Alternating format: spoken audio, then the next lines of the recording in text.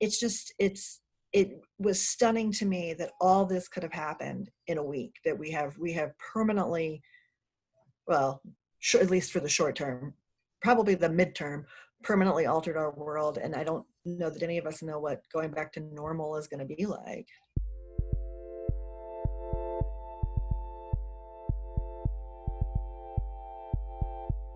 I was going through the newspapers today and reading everything online about coronavirus, and again, just trying to digest the latest news. And I came across this headline that I had to click on, and it was, "I can't believe how much coronavirus has changed America in a week." And I saw that one of my favorite columnists from the Detroit Free Press wrote it, Nancy Kaffer, and so she's with me now by Zoom. So we're both in our own places, but able to talk about this. Hey, Nancy, how are you?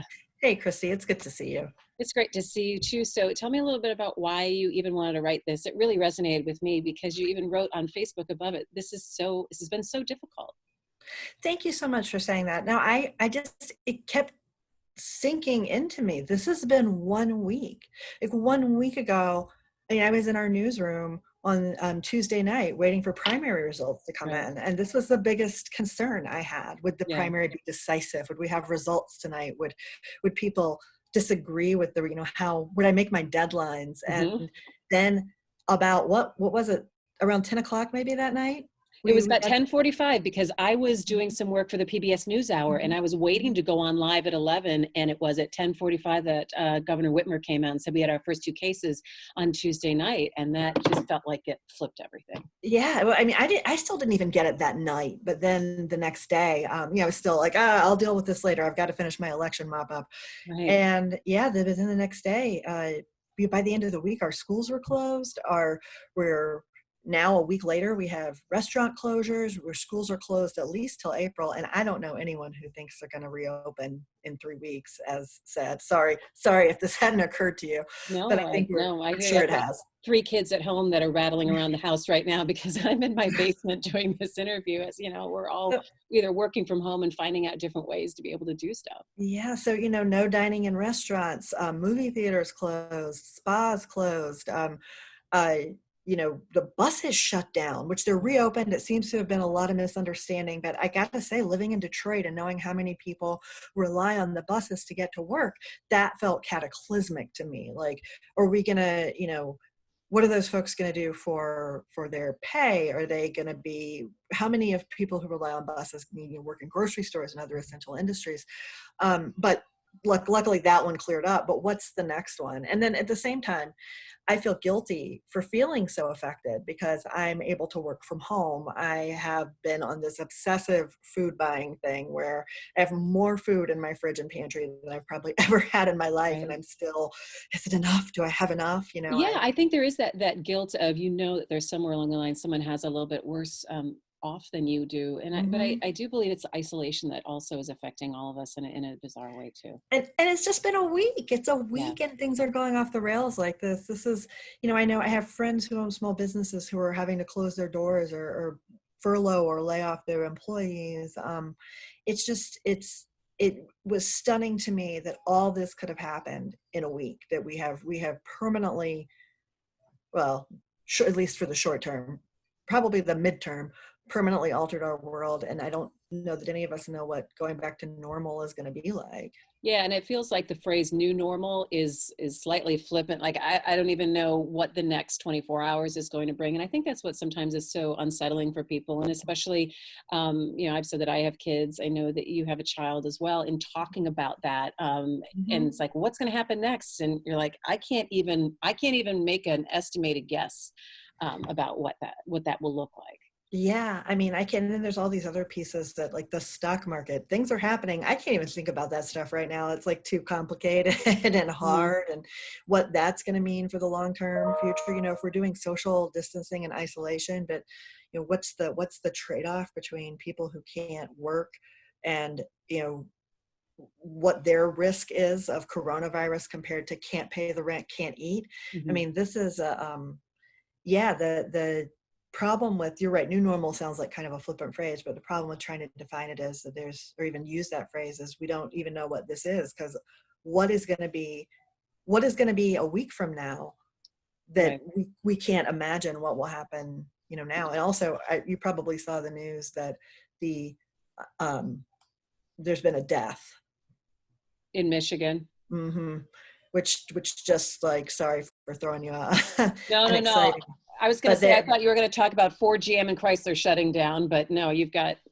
yeah, that the first death from coronavirus complications has been reported here in Michigan, and yeah, so where do we go from here? Let me ask you. So, when you posted what you wrote, when you posted your column, what's been the feedback or the discussions you're having online? Because I find now on social media, whereas I had abandoned Facebook a bit, that Same. I feel like I'm gravitating back towards a little bit more, and I see so much more activity from people because that's where people are. I sent a note to two of my dear friends this morning who we've just kind of been checking in on each other, and we're not seeing each other, of course, but I said, I don't know if it's the coffee or what, but I'm just like totally just suffused with love for you guys and our community and the support right now.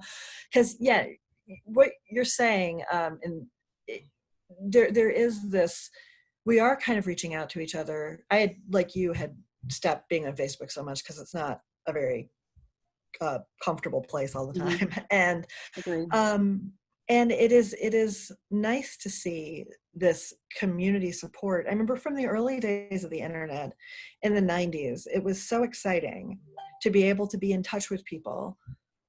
There was a guy who, remember when online diaries were popular? Yeah. There was some guy who lived in Taiwan who shared this public online diary of his life. And it was so fascinating to me because I've never been to Taiwan. I'll probably never go to Taiwan. And reading about how someone on the other side of the world grocery shops and what their workday is like, it felt so connected and so like valuable for the human experience. And then we kind of turned the internet into a toxic cesspit of angry people yelling at each other. And one-upsmanship.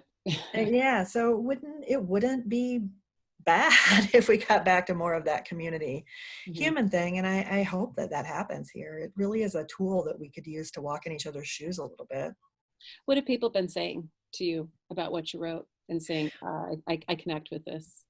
I've got a lot of really kind comments, like the ones you said, that this is how they're feeling, and that they've been just spun by the fact that it's so much has happened so quickly and their uncertainty. So people have been generally very kind about what they've said, and I'm just glad that something I was feeling.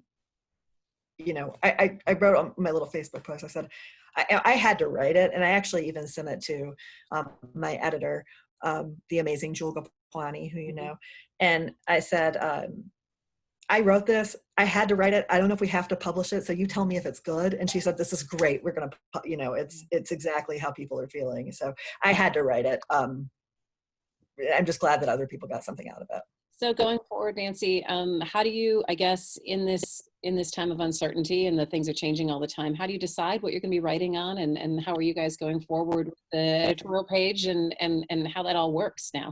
That's a really great question, and one that I don't know that we have the answer to. What we do on the Free Press editorial page is we generally try to be policy oriented and solutions driven. We have a strong equity focus. So we're going to be informed by those things going forward. I will say that I don't know what the appetite right now is among readers. I mean, I think right now we're still very much in crisis. What's the latest news mode? What does it look like? What is happening? And I don't know that readers necessarily want, like, here are the policy pieces we need to advance. But we're gonna, right now it's all hands on deck at the Free Press. Everyone's helping out.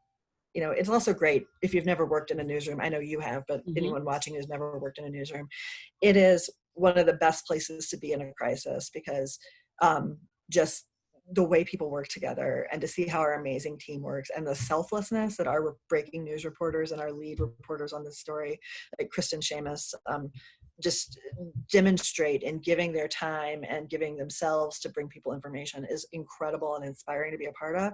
So right now we're kind of all hands on deck. Everyone's helping out however they can. But yeah, we're gonna continue to be informed by our priorities on the opinion page of smart policy, equity, and solutions, because we're going to need all of those things We're gonna that they need we're gonna say. need a lot of them. And yeah, I want to also just say good job to the Detroit News and to Cranes and Bridge.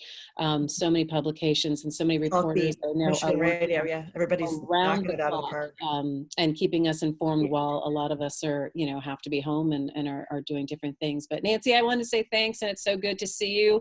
It's good to I know see you in a very different way, but hopefully we can have you back on again and share your voice and have these conversations. anytime, and I hope to see you in real life again someday, Christy. Find more at onedetroitpbs.org or subscribe to our social media channels and sign up for our One Detroit newsletter.